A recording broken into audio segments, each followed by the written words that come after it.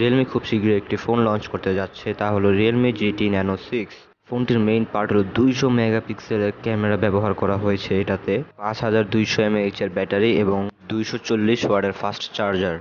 মানে কি আর বলবো, মাথা নষ্ট করার মতন ফিচার্স সব কিছুই ভাই, পুরোই মারাত্মক একটা ফোন।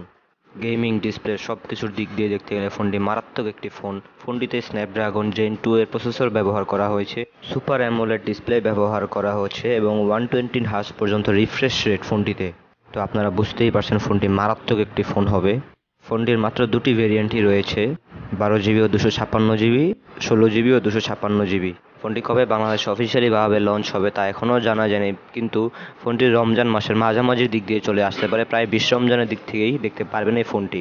ইনফিনিক্স তাদের হট সিরিজের আরও নতুন একটি ফোন লঞ্চ করতে যাচ্ছে। ফোনটি হলো ইনফিনিক্স হট 20।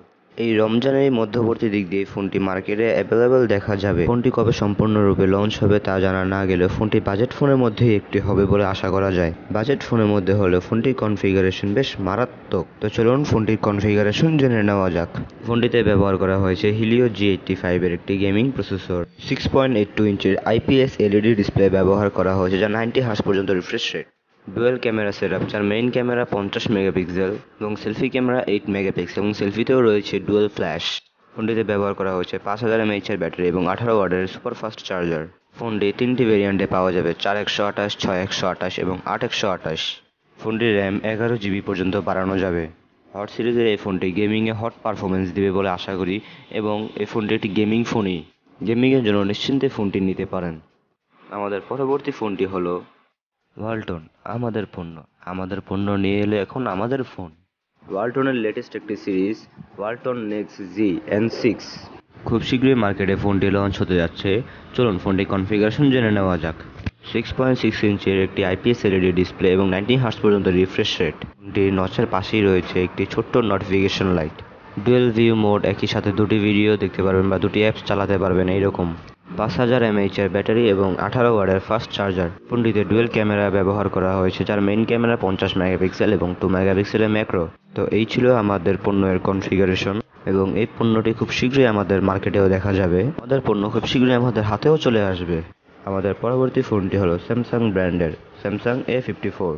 ফোনটি আনঅফিসিয়ালি অনেক জায়গায় পাওয়া গেলে অফিসিয়ালি এখনও ফোনটি লঞ্চ হয়নি। ফোনটার লুক অনেক সময় Samsung Galaxy S23, S22 ultra এর মতো মনে হয়। তো চলুন ফোনটির কনফিগারেশন জেনে নেওয়া যাক। ফোনটির display 6.4 inch super AMOLED 120 hertz refresh rate এবং ফোনটির ডিসপ্লে কর্নিং গরিলা গ্লাস 5 দ্বারা প্রোটেকশন করা হয়েছে। ফোনটিতে ট্রিপল ক্যামেরা ব্যবহার করা হয়েছে, যার main camera 15 megapixel, 12 megapixel ultra wide camera এবং 5 মেগাপিক্সেলের একটি ম্যাক্রো ইউজ করা হয়েছে। আর ফ্রন্ট ক্যামেরা 32 মেগাপিক্সেল। ফোনটি দিয়ে 4K 30 FPS পর্যন্ত ভিডিও করা যায় সামনে এবং পিছনে ক্যামেরা দিয়ে। ফোনটিতে স্যামসাং এর নিজস্ব চিপ ব্যবহার করা হয়েছে Exynos 1380 এবং ফোনটি অ্যান্ড্রয়েড 13 এ রান করছে। ফোনটি তিনটি ভেরিয়েন্টে পাওয়া যায়, 6128, 8128 এবং 8256। বাংলাদেশ অফিসিয়ালি এই ফোনটি প্রায় 40,000 টাকার আশেপাশে পড়তে পারে এবং আনঅফিসিয়ালি কিনলে তা 30,000 টাকার মধ্যে পাওয়া যেতে পারে। রোজার প্রায় শেষের দিকে এই ফোনটি লঞ্চ হয়ে যাওয়ার সম্ভাবনা রয়েছে।